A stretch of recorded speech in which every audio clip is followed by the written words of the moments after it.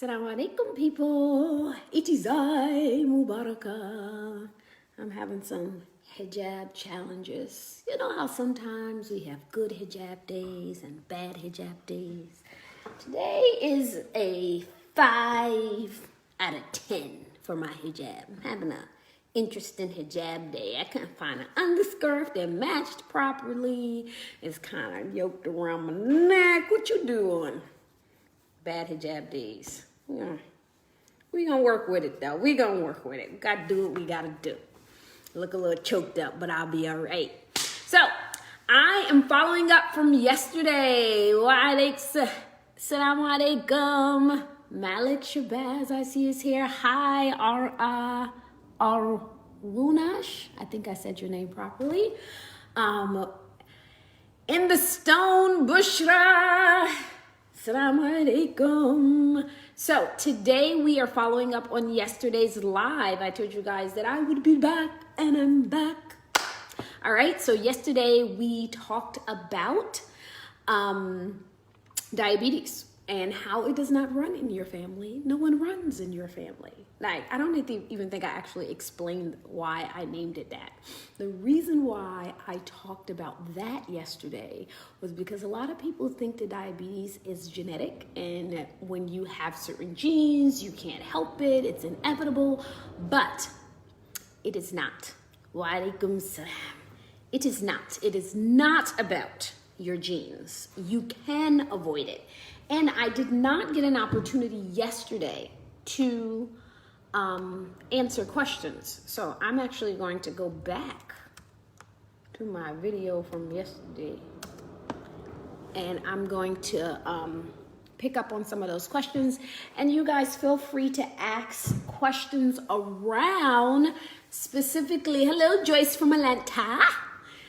Ask questions specifically around diabetes. I know that we talk about a lot of things, and I have so much information to give you about various topics, but today we are going to specifically talk about diabetes, carbohydrate intake, exercise related to diabetes, things that can help you, lifestyle habits like sleep and stress management. Oh, we definitely have to talk about that in relation to diabetes because it's like super important.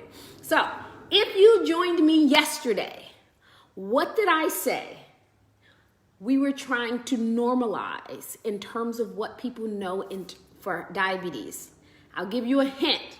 I used high blood pressure as an example that we want to say that salt is to high blood pressure as blank is to diabetes. All right? Hi, Rachel from Portland, Oregon. So if you joined me yesterday, tell me what goes inside of the blank. Let me reverse that. Blank is to diabetes as salt is to high blood pressure. I said it over and over again yesterday. Who joined me yesterday and can tell me what goes in the blank? Blank is to diabetes as salt is to high blood pressure. Tell me about it. Tell me about it. Let me see that. I had some questions underneath yesterday's. Nope, not sugar. Sugar is a part of it. Sugar has this thing in it. But yesterday we said we're not going to just focus on sugar. Why? Because when people think sugar, they think only actual sugar. They don't think, nope, not sugar. Everybody says sugar. Hello, Lamia from Oslo, Norway. Nope, not sugar. Blank is to diabetes. Yes, carbs. You got it, Joyce. You got it. And yesterday we talked about the reason why we say carbs and not sugar is because people think that it's just actual sugar, right? And they do things like my mom used to do, which is, hey, give me the cake and just take the icing off because I know the icing is sugar, but the cake is bread, right? Or even eating too much bread, right? bread turns into sugar when it gets into your body. Your body's form of sugar is glucose. Every carb turns into sugar. Every carb. It doesn't matter if it comes from fruit, Allie. It doesn't matter if it comes from honey. It doesn't matter if it comes from a cookie or a candy bar or a bag of chips. All of those things are really high in carbs, and they're all going to turn into sugar, right? Yesterday we talked about sugar being one of the 3 macronutrients, right?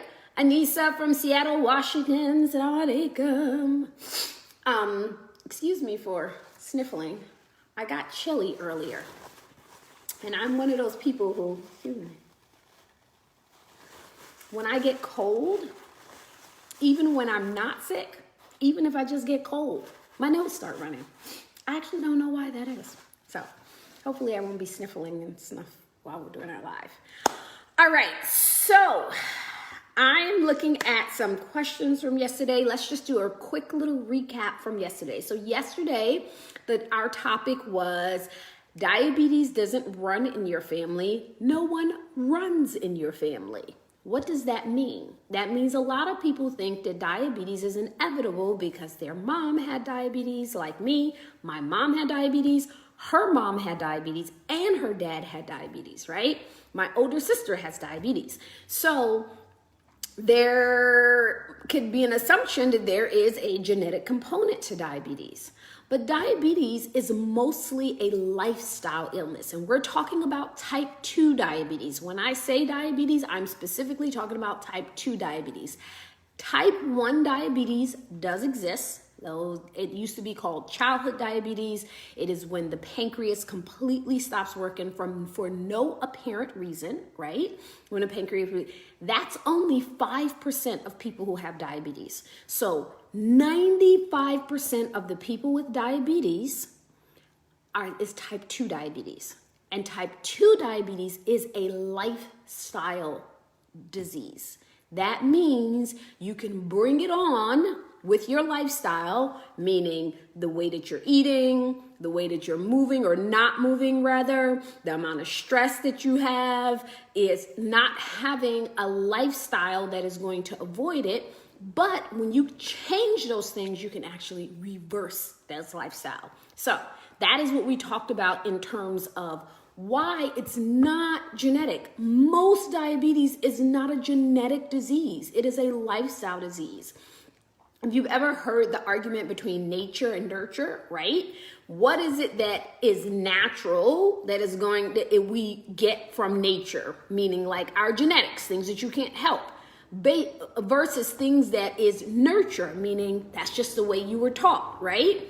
When we say things like, not to catch you out there, so I won't say your name, but when we say things like, well, I have to eat rice. I think yesterday on one of the comments, someone said, well, you have to eat rice in my culture. No, you don't. That's nurture, right? That means that's something that you've been taught. It's something that you've made, that your family has normalized. It's something that your culture has normalized. No one has to eat rice. There are millions of people in the world who's never even taste rice. And you know what? They're alive. So it is not a necessary nutrient for you. So when you say things like, oh, I love carbs, believe me, everyone loves carbs. Everyone loves sugar. And if we could eat it and not have any physiological effect, I'm sure many people would eat it, including myself. I wish I could eat the candy that I ate when I was a 13-year-old, right? It was absolutely delicious. Why? Because every time we eat sugar, dopamine is released in the brain. Sugar is as addictive as cocaine. Like scientifically, when they look at brain waves and what parts of your brain lights up, sugar and the drug cocaine have the same pathways. So it is not uncommon, and it doesn't make you a weirdo or something wrong with you because you are addicted to sugar or you absolutely love bread and pasta. It's the physiology. If you eat a lot of it and your brain is like, hey, this is my happy space, of course, Our goal is to create a happy space without that. All right. That reminded me. So we were doing, well, I was jumping around. So let me go back to what I was saying, which is recap from yesterday. It is not about your genetics. Diabetes is a lifestyle disease. If you don't want to develop diabetes, if you have pre-diabetes and you're trying to avoid it having diabetes, or if you want to reverse your diabetes, you can do that with your lifestyle choices. So that's number one we learned yesterday. The second thing that we learned is carbs. Lower your carbs, right? I eat a low carb diet, not just a low carb diet, but I have a low carb lifestyle. I teach women how to live a low carb lifestyle. But even if you don't want to go completely low carb, lower your carbohydrates, the amount that you intake. That is why we repeat it. Remember, carbs is to diabetes as salt is to high blood pressure. We have normalized and made it really common knowledge. Like, you can ask anyone, what should you reduce if I have high blood pressure? Reduce your salt. Everybody knows that if you have high blood pressure, reduce your salt. But everybody don't have that same automatic correlation with diabetes, and I'm on a mission, and I need you to help me with this mission to make that as common knowledge as salt and high blood pressure. Carbs is to diabetes as salt is to high blood pressure. And the other thing we went over yesterday was everything has carbohydrates except for animal protein. So, beans, nuts, fruits, vegetables, grains, right? Carbs isn't just pasta and bread. There are carbs in everything except animal proteins, anything that comes from animals, anything that comes from a chicken, a cow, a lamb, if you have eggs, any animal protein has 0 carbohydrates. All right. So that's important. That was the second important thing. I think that was number 2. Now, so number 3, or maybe this is number 4. When you move, the priority is for you to do resistance training to build more muscle, because when you build muscle, it gives your body more places to use and soak up the carbohydrates out of your bloodstream, right? We talked about the body holding carbohydrates turned into sugar, into glucose in the body in 3 places. It's in your blood as glucose, and then it goes to your liver, and your body converts it in the liver to glycogen, and then your muscles absorb some of that for movement. Well, you can't make your liver bigger. You can't give yourself more blood, but you can increase your muscle fibers, and they become like a sponge sucking the glucose out of your system. So that is super important. And let me say this too, when people are like, oh my God, I cannot live without carbohydrates. You can. I promise you, you can. On a physiological level, meaning if you had absolutely no carbs available to you, meaning all you had was meat, you would live, you would be healthy, and you would be fine. Macronutrients are fat, protein, and carbs. Carbs are not an essential macronutrient, meaning an essential macronutrient and an essential micronutrients are things that would literally cause you dysfunction or death if you did not have them. Carbohydrates are not essential. Protein is essential. We absolutely have to have protein, or we will, in extreme cases, you'll have muscle wasting and you'll literally not be able to walk around, right? So if you're not strong enough to stand and to do all of that, muscle wasting, right? You need fat. Even though we are, unfortunately, have this common low-fat craze that started about 30 years ago, right? Which is like the worst thing ever. We'll talk about that another time. But fat is essential. You cannot live a fat-free life, because if you don't have fat, your brain is made from fat. Your organs require fat for their cushioning. The problem is that we gain too much of it, right? But in terms of consumption, you have to consume fat. It's very important for your survival. Carbohydrates are not the same. Our body has the ability to use fat in lieu of carbohydrates, right? So think about it like this. If you do not have protein, your body cannot convert fat into the amino acids it needs from the protein. Your body cannot convert a carbohydrate into amino acids that it needs for protein. You need protein. It is an essential nutrient for human survival, right? That's number one. Fat. You must have fat. It is an essential nutrient for human survival, and your body cannot take a carbohydrate and convert it into the process that fat has to go through in your body. Your body can't take protein and convert it into a fat, right? It cannot do that. However, carbohydrates, yes.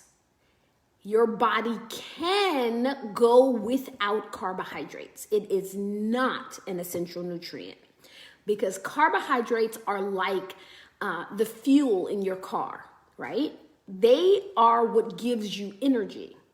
But if you do not have carbohydrates, your body can actually convert fat into fuel for your body. It converts fat into energy. So you actually don't need carbohydrates. Now, many of us like carbohydrates, but you don't need them. They are not essential. Physiologically, they are not essential. So this is not my ploy of trying to get you to go low carb or me just trying to push an agenda on you. I'm talking about the science of your body, your physiology. Human beings do not need carbohydrates for survival. All right? So, questions, people? If you have a question, before I go looking at the questions from yesterday. Built for muscle to produce more glycogen. What does that mean, Amina? Built for muscle to produce more glycogen? What does that mean? Is whole milk good? Is whole milk good for what?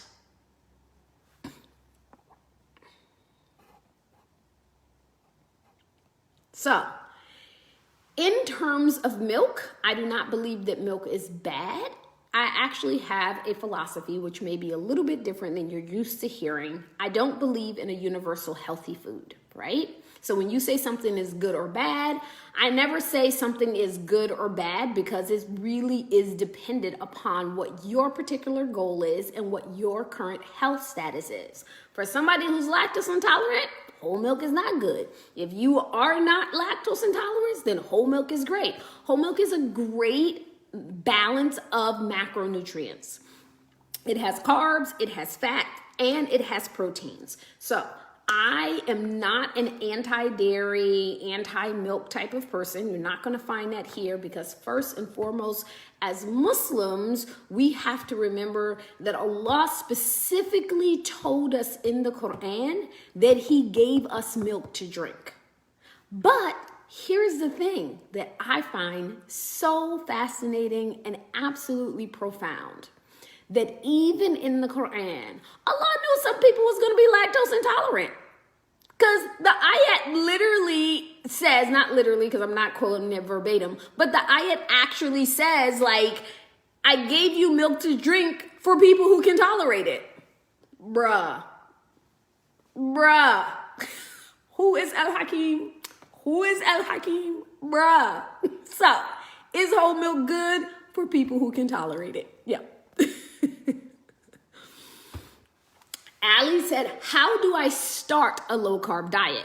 So if you are interested in starting a low-carb diet, the first thing that I would recommend for you to do is to start by doing my 10-day sugar detox, which is free, all right? So that's the first thing. So inside of the 10-day sugar detox, and you can find that at 10daysugarrehab.com, right? And you're going to download the sheet, but I will tell you in general what it is. What it is it's going to ask you it's going to challenge you for 10 days, and I'm going to give you it has a list of over a dozen sugar aliases. So the first thing that I tell people is remove sugar. That is always step one. And not just something that says sugar, but that means anything that is a sugar or sugar alternative, right? So aspartame, honey, and yes, I know I just put a chemical and something natural in the same category, but they both do the same thing. It lights up those parts of the brain that we talked about. So you want to make sure that you are removing sugar. The second thing that 10-day sugar rehab shows you is all of the foods that you need to completely avoid. The list is literally red. Do not eat these for 10 days. Then things that are lower in carbohydrates, right? I have in yellow, eat these just on a limited basis. And then I have things in green, eat as much of these as you want, right? So that's going to get you started to lowering your carbs. The second thing that you want to do is you want to make sure, so mentally, you need to prepare yourself to go sugar-free first for 10 straight days. One of the things that makes a low-carb diet challenging for people is they try to ease into not having sugar, right? And that doesn't work. We know they've actually done research studies. In order for you to first break your sugar addiction, and I'm talking about sugar addiction when I talk about low carb, is because even when women join my program, mr40method.com, it is a women's only program, but even when women join my program, the ones that struggle the hardest are the ones that join with the sugar addiction, which is why I tell people, do the 10-day sugar rehab first before we jump into it, right? Because my program is low carb. And when I say low carb, we go 20 grams of carbs total. We're not going net, total a day, right? But do the sugar rehab first, because when you don't, it makes it super hard because you're trying to go low carb and break a sugar addiction at the same time. And most people actually do have a sugar addiction. All right. What do you recommend to start adding the resistance? I already walk on my treadmill on an, on an incline 4 to 6 days a week. So walking on a treadmill, Tamla, is cardiovascular exercise. So it's not resistance training. What I would recommend is 2 days to start off. If you've never done resistance training or you haven't done any resistance training in the last 3 to 6 months, then I recommend you start off with 2 days a week. 2 days a week of doing 20 to 30 minutes of resistance training. I mentioned yesterday that 2 of my favorite exercises are push-ups and lunges because they literally work every major muscle in your body. Lunges are more bang for your buck, even more than squats, because when you do a squat, you're actually not working your calves, but lunges actually work your calf muscles as well. Lunges also work a lot of the stabilizing muscles in the knee because you're doing one leg at a time. As opposed to squat, you're more stable, and so your body doesn't have to work as hard to stabilize you. So lunges is a definite go-to. Push-ups, whatever version you can do, and working your way up gradually, because it literally works every muscle in your upper body. So those are 2 that you definitely want to start incorporating into your workout. There was a couple of questions from yesterday. So I'm taking questions for anybody that have a question, particularly around so somebody, Cynthia yesterday said people with bad knees can't do lunges. So my response to that is that 1, bad knees is relative to the person. Obviously, if your doctor has told you, or your orthopedic or physical therapist has told you not to do lunges, obviously you can't do lunges. But if you feel like I can't do lunges because I don't know how to do them, or my knees are bad and they can't go all the way down to the floor, you don't have to go all the way down, right? And again, if you have an orthopedic or an actual diagnosed problem or dysfunction with your lower body, then certainly follow the direction of your healthcare provider. But in general, when people get older, we start getting knees that crick and crack, right? And what is important is that you take it very gradually. If you can't get your knee to the floor, your back knee to the floor when you're doing a lunge, don't put your back knee to the floor. If you get your back knee to the floor, but you can't bring it up, don't put your back knee to the floor. Simple as that, right? But on a serious tip, just go down as far as you can. Excuse me. Just go down. Same thing with squats. Go down as far as you can. And then as your legs become stronger, you'll be able to do more and more and more. The sugar detox is 10, the number 10, day, sugarrehab.com. I'm going to see, so I'm on my computer. Can I post underneath? Oh, I can. Hey, okay. I'm going to post it. If you are already a part of, okay, I just posted it in the comments. If you are already a part of my program, then the 10-day sugar rehab is actually inside of your dashboard, right? So it is, you're going to look underneath the drop downs, and one of them say 10-day sugar rehab. And so if you're already a part of the program, you should be able to find it in there. Or if you've ever been a part of the program and you have access to the dashboard, you will be able to find the 10-day sugar rehab inside of your dashboard. It should be above the program information. All right.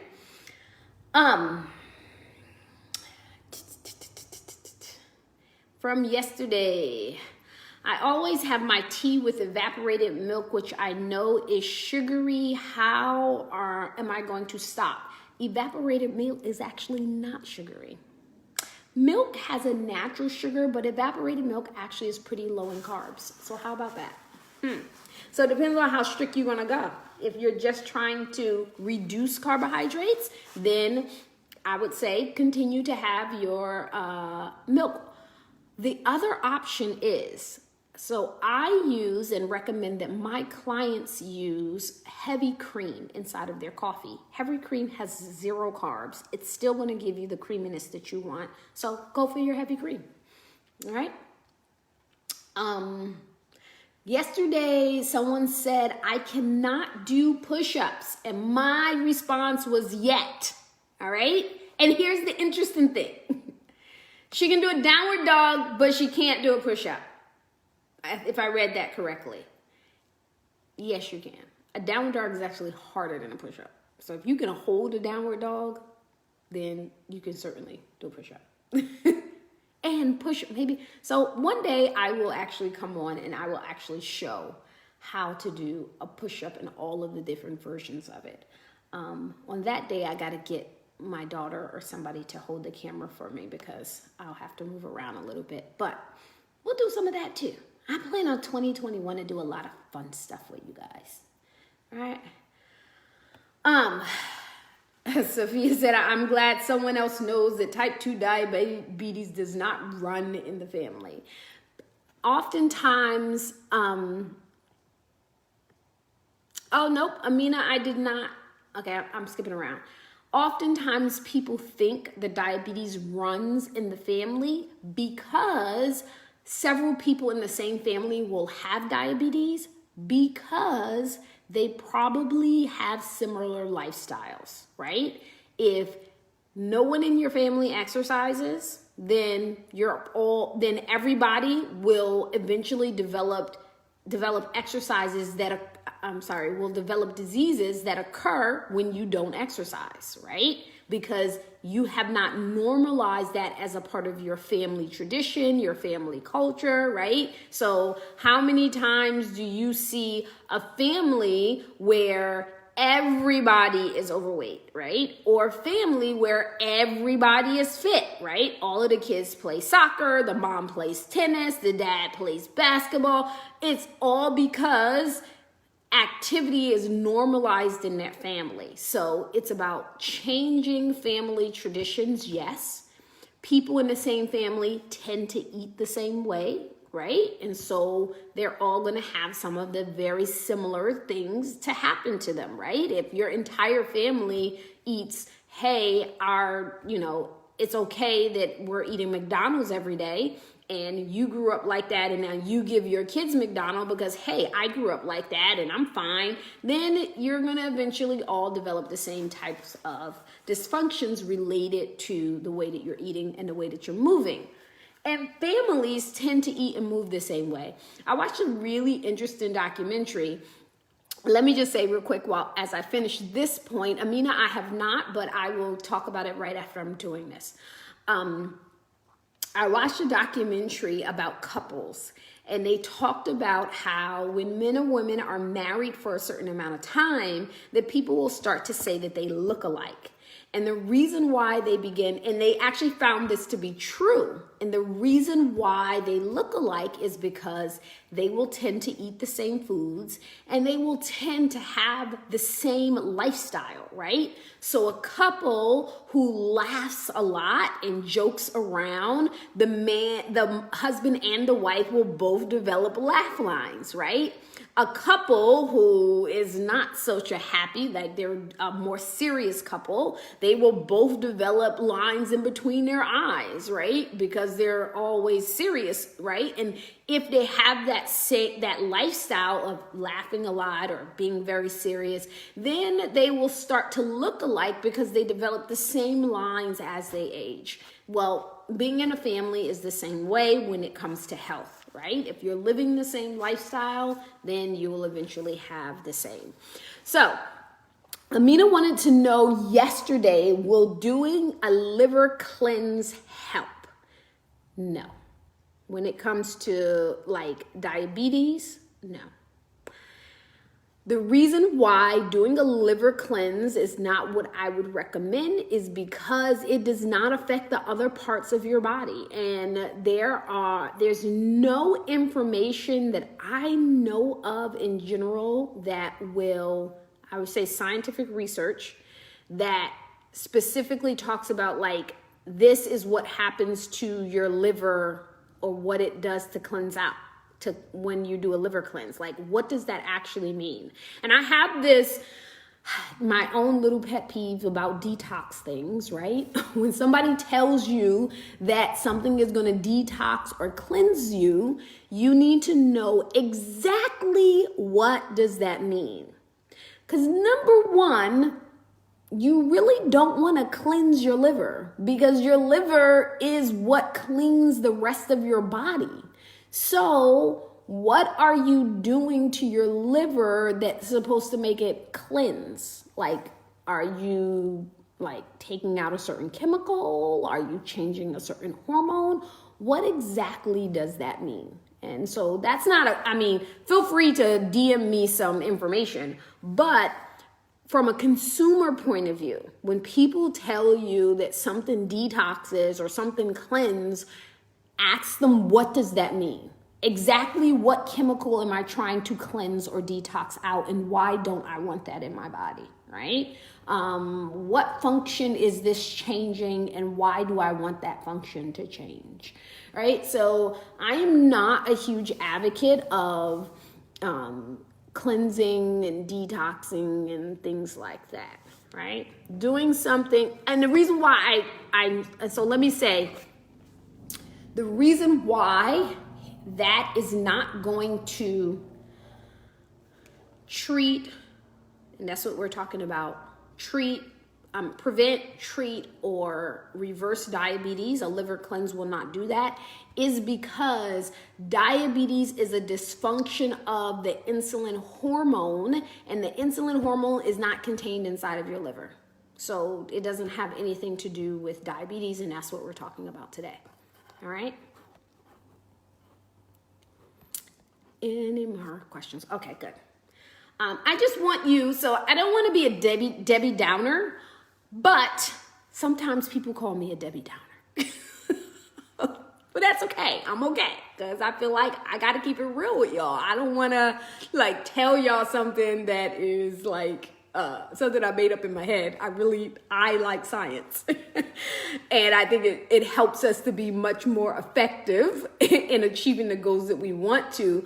But I want you to really make an informed decision. That is really, truly the baseline of my mission, is to educate people so no matter what you choose for your health, whether you choose to get somebody to coach you, get me to coach you, you choose to go do something on your own, you understand how food and movement affects your body on a physiological level so that you can make an informed decision about your health. So I'm always going to say that to you. I want you to understand how food and movement affects you on a physiological level so you can make an informed decision about your health, right? Does fiber help diabetes? Boy, y'all ask some general questions that I got to figure out what that means. Does fiber help diabetes? Does it help what about diabetes? You mean like, does it lower your insulin level? Like, can you rephrase that? Like, what does that mean? Does fiber help diabetes? Because in my mind, I'm thinking like Metamucil or like... What does that mean? So while you rephrase that, let me take another question from yesterday when we were talking yesterday. Somebody said it's very important that you specify your topic to type 2 diabetes. Yes, and I did yesterday, and I have also done it again today, because type 2 diabetes is 95% of all diabetes, and it is a lifestyle disease. It's really important that people understand that. Someone said, I did a low carb, high fat diet, but my cholesterol and A1C went up even though I lost 35 pounds. All right. One, I literally have never heard of someone's A1C going up when they do a low carb diet. It's almost, I don't want to say someone, maybe the A1C is something that she's confusing with something else, but it's almost literally impossible for your A1C to go up. Now, your cholesterol may go up when you are doing a low fat, high carb diet, but in general, the cholesterol ratio, which is more important, actually gets better. That means that if you are following a properly formatted high fat, low carb diet, then it will increase your HDL and it will lower your LDL. So the HDL is quote unquote the good cholesterol that the doctors look for. LDL is what the doctors consider to be bad. And I say the doctors, and I am not a doctor. And so I debate that based on other research. But the ratio between the two is more important than the actual number. And the ratio will improve. Now, if you was doing dirty keto, which means you're eating bacon, hot dogs, bologna, all of processed keto food, anything in the store that says keto, but it's in a box, it's processed, then you may have an issue with your LDL going up. But if you're following a properly formatted diet, then it is not a concern. Does fiber help prevent diabetes? No. Fiber is good for you. It is a healthy thing to have because it improves your digestive system. Eating foods that are high in fiber tend to help to mitigate the rise of insulin, meaning that instead of it rising super fast, it just rises to the same point slower, right? But it does not prevent diabetes, right? When you think of diabetes, again, I want you to think of total amount of carbs that a person is consuming in a day, right? Because people who consume lots of carbs over a long period of time definitely are more likely to develop things like diabetes.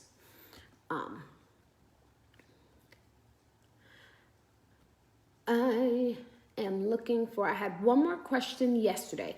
So yesterday, someone asked, what do you think of stevia use instead of honey? If you are using stevia to, after you are no longer addicted to sugar, then it is definitely a better alternative. So when I recommend sweeteners, I look at sweeteners that do not raise your insulin level. That is super important. So if you follow me for more than a week, you know I'm always talking about insulin is the dominant hormone. Insulin is the dominant hormone. You need to understand how what you eat and how you move is affecting your insulin level. That is super, super important, right? We don't want insulin to shoot sky high. Stop the insulin from shooting sky high, right? Remember we talked about the bouncer yesterday, right? We don't want that bouncer to have to constantly open that door, open and shut, open and shut. We want it to be very gradual. So honey is one of the highest things on the glycemic index, which means it is the sweet, and you know this, and we all know this, is like one of the sweetest things on earth, literally. Stevia, now when you talk about having sweetener alternatives, stevia is a sweet, calorie-free, carb-free sweetener. But what makes stevia different than other things like sucralose, aspartame, things like that, is that it does not raise your insulin level. So it's important for you to also note that all sweetener alternatives are not insulin neutral, right? So we'll use that term, meaning that it does not affect your insulin level. A sweetener can be calorie-free and carb-free and still make your insulin level go up. And if you have prediabetes or diabetes, you should really be aware of that, because I noticed that in the store, they'll sell like candies recommended for diabetes or people with diabetes and things like that, but it's sweetened with sucralose. Sucralose still causes the insulin to rise, right? So alternative sweeteners to that is monk fruit is a insulin neutral sweetener. Stevia is an insulin neutral sweetener, and erythritol is an insulin neutral sweetener. So those are the three sweetener alternatives that I recommend, right? So I do not recommend sucralose, aspartame, sweet and low. When you look at the back of stuff and it has some stevia mixed with something else, stay away from all of those things. So stick to stevia, monk fruit, or erythritol. It's spelled E-U, I don't know. You'll have to Google it. Okay. So that is the alternative, right? So again, we're talking specifically about if you are keeping your insulin level under control. We do not want it to rise, specifically around diabetes. All right. So two things that I'm still taking a few questions, but two things that I want to mention really quickly about diabetes lifestyle, because remember, I didn't say it's a food disease. I didn't say it's a movement disease. It is a lifestyle disease. And what does that mean? That means that it's more than just food and movement. Stress significantly affects how your body's insulin hormone responds, right? Now, in the stress response, the domino is not the insulin. The insulin is the second domino inside of the scenario. The main domino is cortisol. So you become stressed, cortisol goes up, cortisol triggers insulin, and now you have all of those things that we talked about. What happens when insulin goes up? Now you have fat storage. Now you have inflammation, right? Because insulin triggers all of the inflammation markers, right? You have all of these things that happen. So there's just one thing triggering the other. So no hormone acts in isolation. Each hormone is going to trigger another hormone. Sometimes for good, sometimes for bad. So that's super important. But the last thing that I wanted to mention today is how important sleep is in this process. You must get enough sleep. Sleep is a health habit. Sleep is a health habit. Say it with me. Sleep is a health habit. Sleep is a health habit. Sleep is a health habit. Sleep is a health habit, right? People always want to talk about how much water they're drinking. They want to talk about how much they exercise. Hey, I went and did a 2-hour workout. They want to talk about they drinking their green smoothies, but then they're staying up to 2 o'clock in the morning. Bruh, you got to do better than that. Bruh. Sleep is a health habit. Sleep is the time in which your body naturally detoxifies itself. Sleep is a time when your body restores and reboots itself, right? You have to make sure you are getting enough sleep. When you don't get enough sleep, this is really, really, really crazy. This is how your body, this is why we have to think holistically in terms of lifestyle. They did a research study and they only allowed people to get 3 hours of sleep a night.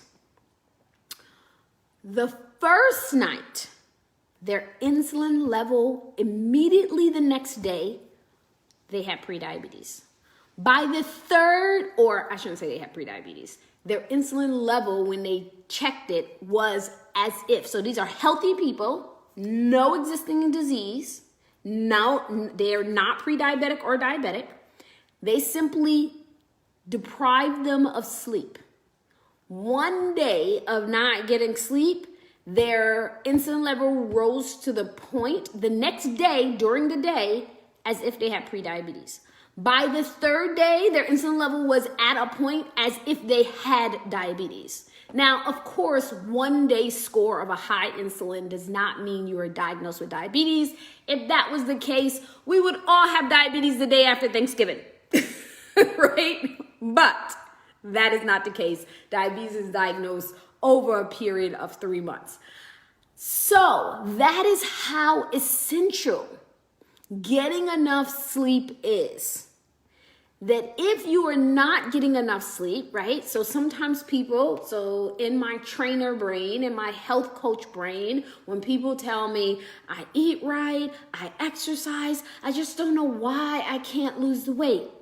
But they're, getting 4 hours of sleep a night, right? Because they just absolutely have to do this TV watching marathon or whatever, right? Or, you know what, I have kids, so I can't get enough sleep. Kids can be trained. Train them to allow you to sleep and even take naps during the day if you can, right? Make sure that you're figuring out a lifestyle. So this is not about, I just need to get enough sleep tonight because Mubaraka said sleep is a health habit. This is about, I'm going to look at my schedule and I'm going to see how I can get enough sleep as a part of my lifestyle. Just like, so I'll give you a couple of tips. So here's my sleep tips for you if sleep is an issue for you. Number 1, decide on a bedtime and be consistent every single night, even on the weekends. Go to bed and wake up the same time so that you can set your circadian rhythm to that. So that's number 1. Go to bed the same time. How do you do that? You know how we have an alarm that wakes us up in the morning? Set an alarm to remind you to go to bed. I do this. I have done this probably for the last, 2 years. My husband used to tease me about it. He's always clowning me about it.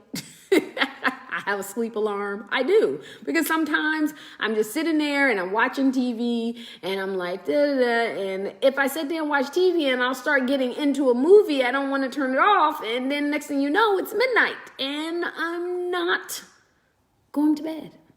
So I have an alarm that says, hey, turn the TV off, go wash your face and brush your teeth and go to bed. So make yourself a sleep alarm. So that's the second thing. The third thing that I would recommend that you do is don't watch TV or be on your phone until 10 minutes before you're supposed to get into bed.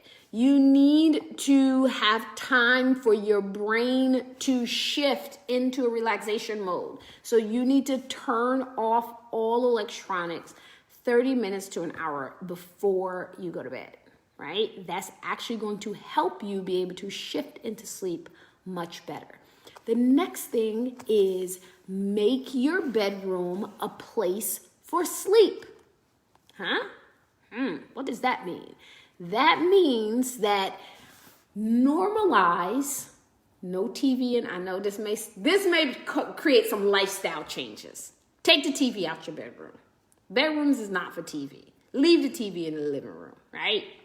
Try to work outside your bedroom. We're in COVID and we're like, it's cool that we can be on our pajamas on our computer in the bed. Yeah, that's all cool until your body starts recognizing your bed as your workspace. And when you get in your bed, you can't relax because you think that you got to get on the computer and check an email of somebody that's mad at you, right? Your body doesn't just register emotions. It registers the environment around those emotions, right? So I'll give you an example or how this happens. Many years ago, probably, 25 years ago, I got in a car accident. And I didn't get hurt really bad, just like whiplash and some other stuff. But my boys were small and they were in the back. And so it was kind of traumatizing for me as a new mom. And I got in a car accident. It was winter time and I slid into the back of the car in front of me. And I busted my nose and stuff. And for months afterwards, after when I started driving again, every time I would come to that corner, I would get all of this anxiety. I could literally feel my heart like pumping. And the first few times it happened, I was like, what in the world is going on? Why am I feeling nervous all of a sudden? Like, I was just like, and it was because my body was registering the environment. And I had to say, oh, this is the corner that I got in the accident in. And so even subconsciously, my body was registering the environment, even though this happened in the winter and there was ice on the road. It was summertime by the time I started noticing this happen. It was even when I would go down the street and there was no cars around me, I would get all of this anxiety when I got to that corner. And it is because your body doesn't just register what you're doing or what you're looking at. We think we're just looking at something, but our body is doing a complete 360. So make your bed a space for you to sleep. Bed is for two things, sleep and sex. Don't work in your bed. Don't watch TV in your bed. Sleep and sex. That's it. And only if you're married. Okay? So that is all the times we have for you today, children. So inshallah, I will talk to you guys tomorrow at 11:30. I'm going to be here 11:30 a.m. And let's talk a little bit about goal setting. Tomorrow we are going to be 2 days from January 1st, right? We're not going to claim that our life is going to change January 1st, but we are going to talk about goal setting, and we're going to talk about it from an Islamic perspective and how we always begin with the end in mind and how we can do that in a way that is going to align our iman and our goals. All right. So make sure you join me tomorrow. What is tomorrow? Wednesday, right? Make sure you join me tomorrow. Tag a friend, share this video, invite them to the live tomorrow, and I will talk to you guys then. All right, assalamu alaikum.